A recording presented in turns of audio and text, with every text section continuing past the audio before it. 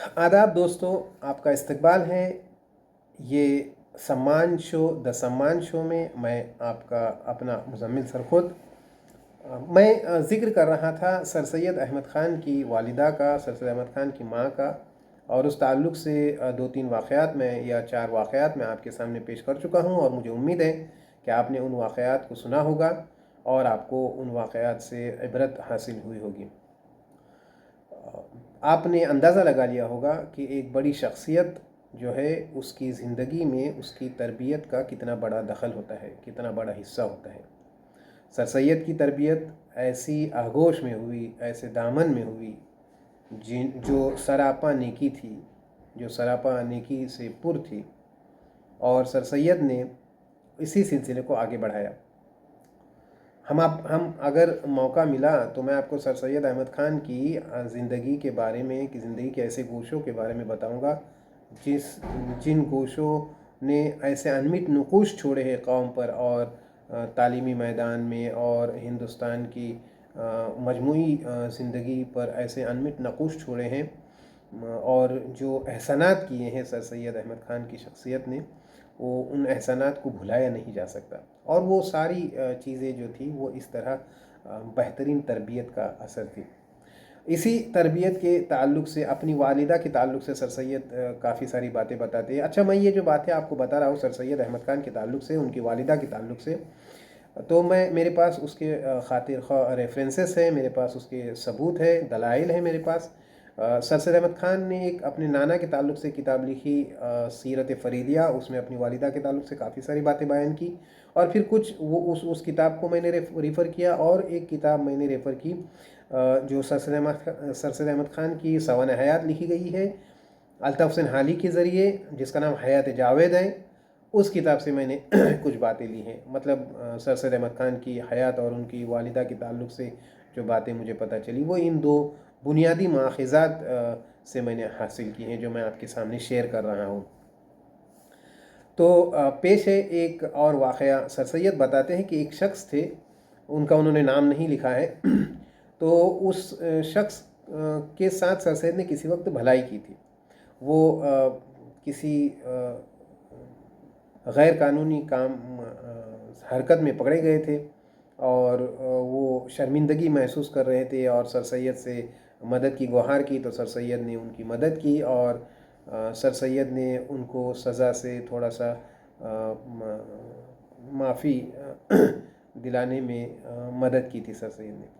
लेकिन वो आदमी सरिश्त से ही बदमाश था।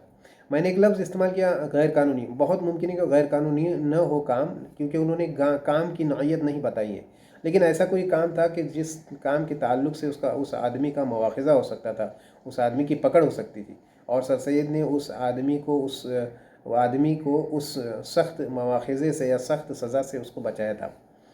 लेकिन उस आदमी जो है तबीयत से ही बुरा था। तो सर सैयद आप जानते हैं सदर थे, सदर मतलब वो सदर अमीन थे, जज थे, मुंसिफ थे। तो वो बताते हैं कि उस शख्स के साथ उन्होंने नेकी का बर्ताव किया, लेकिन अभी चंद दिन गुजर गए हैं, एक अरसा गुजर गया है कि सर सैयद के दफ्तर में, सर सैयद के जो ऊपर जो बैठे हुए थे लोग थे, उसके दफ्तर के जो उनके दफ्तर के जो हेड थे, उन तक जो है वो गुमनाम अर्ज़ियाँ आने लगी, और उन अर्ज़ियों में सर सैयद के ताल्लुक़ से बेजा और बग़ैर दलील की जो है वो शिकायतें पेश की जाने लगी। सर सैयद की शख्सियत को मस्मार करने की कोशिश की गई। हालांकि सर सैयद बज़ाते ख़ुद किसी की बुराई कभी नहीं चाहते थे, या किसी का नुकसान कभी नहीं चाहते थे। तो अच्छा, ये जब सर सैयद ने इसकी तफ्तीश की तो पता चला कि ये इसी शख्स की कारस्तानी है जिस शख्स को सर सैयद ने बचाया था।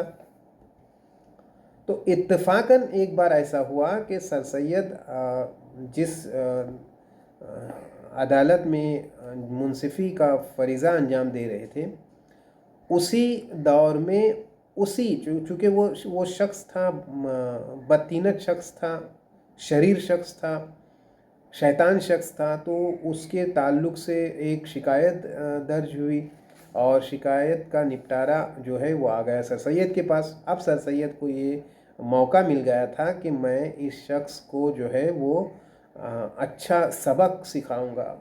میں نے اس کے ساتھ نیکی کا برتاؤ کیا اور وہ میرے ساتھ میری برائی کر رہا ہے اور میرے ساتھ برا انجام میرے ساتھ برا سلوک کر رہا ہے، میری برائی کر رہا ہے۔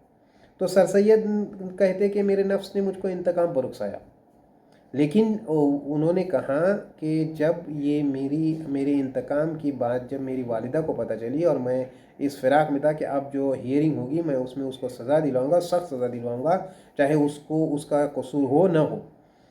تو جب یہ بات ان کی والدہ کو پتہ چلی، عزیز النساء بیگم کو پتہ چلی، تو انہوں نے کہا کہ سر سید سے کہا انہوں نے کہ سب سے بہتر تو یہ ہے کہ درگزر کرو،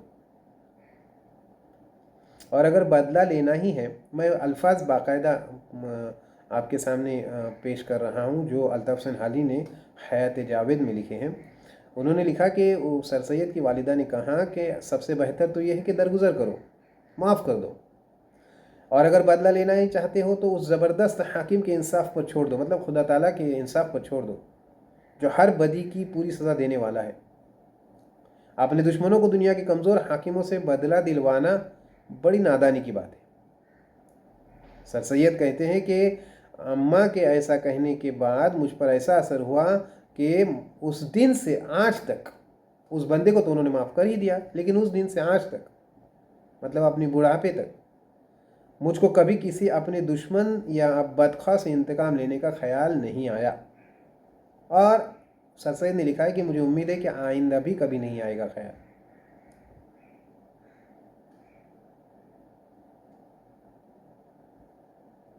تو یہ ہے سر سید احمد خان کی والدہ کا